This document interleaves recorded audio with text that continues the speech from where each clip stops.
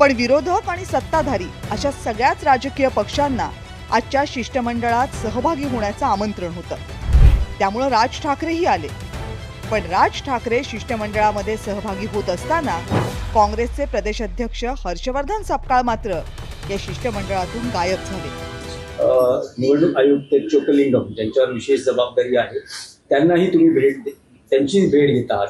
या शिष्टमंडळात उद्धव ठाकरे, शरद पवार, काँग्रेसचे हर्षवर्धन सपकाळ, बाळासाहेब थोरात वगैरे वगैरे आणि राज ठाकरे निवडणूक अधिकाऱ्यांच्या भेटीनंतर आज या शिष्टमंडळाची एकत्रित पत्रकार परिषद होणार होती, पण ही पत्रकार परिषद सुद्धा रद्द झाली।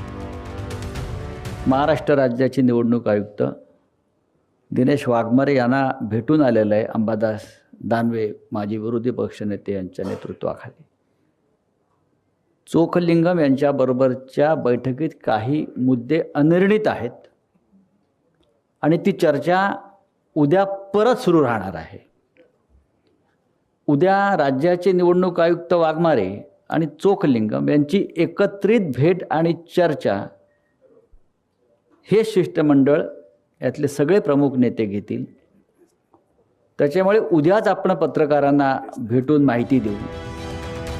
विरोधकांच्या या शिष्टमंडळावर सत्ताधाऱ्यांनी मात्र जोरदार टीका केली आहे। ही महाविकास आघाडी नाही, ही महाकन्फ्यूज आघाडी आहे। एवढं कन्फ्युजन आहे की कोण काय बोलतंय त्याचं त्यांना समजत नाही, कोणाचा पायपूस कोणामध्ये नाही आहे।